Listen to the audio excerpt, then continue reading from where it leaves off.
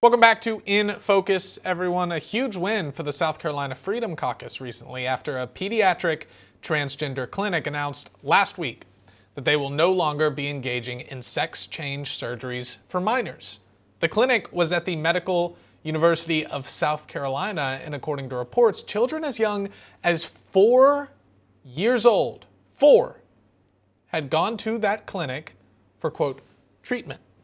And apparently 62% of the children who visited had received some sort of puberty blockers or hormone therapy. But once South Carolina's Freedom Caucus got word of this, they submitted a FOIA request for medical records and then proposed legislation to stop the clinic from providing this alleged gender-affirming care. In response, the Medical University of South Carolina notified the Freedom Caucus that they would be ceasing operations. Just like that. Why so quickly? What are they hiding? This is one step closer in the fight against the medical sexualization of our children.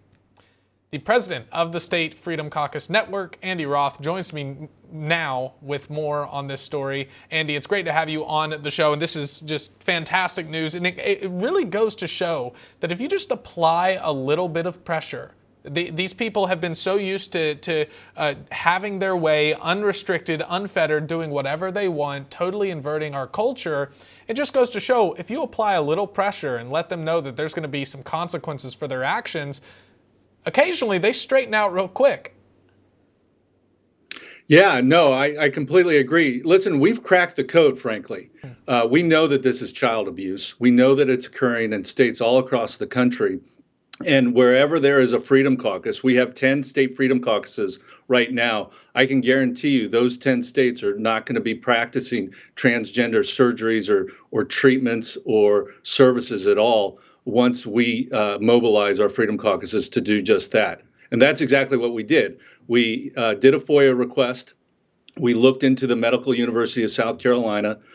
We notified them. We said, listen, this has got to stop. We're going to look at your funding. And, just like that, they stopped. And this is going to continue. We're going to do this in all 50 states eventually.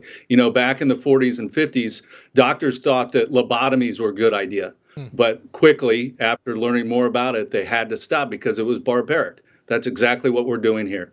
Yeah. And from what I understand, the Freedom Caucus Network has had numerous wins on the cultural front lately. It's not just this specific story. Yeah, that's right. And here's the innovation behind all of it. Think about all 50 state capitals. They have 50 establishments up and running. The governor's mansion, the executive branch, they're well funded, they're well staffed, and they operate year round. Same thing with the woke bureaucracies that run these state capitals. Well funded, well staffed, year round. Same with the lobbyists, well staffed, well funded. But conservative lawmakers, they're actually part-time. Most of them are part-time. They have full-time jobs elsewhere. They have families to worry about. And then they don't have any staffing of their own because leadership doesn't give it to them. So what we do is provide that staffing, that strategy, that experience, so that when a hospital is performing transgender surgeries on minors, we know how to fight back. And that's what we're doing. Yeah, I think it's drawing attention to this sort of lost art, right? This lost but effective art in politics, which is that not everything is going to get done on a national level. We can't rely on taking things all the way up to the United States Supreme Court, to the Capitol. Sometimes we have to go to our roots. We have to go local. We have to go state by state. I think of the abortion issue. That's a state by state issue. We have to fight those battles in state lines, in state parameters. And it's the same thing with a whole other number of issues, because the more local the politics gets, the more power the people have to change it. You're exactly right. I mean, think about it. If we're going to save our country, we've got to do it at the state level.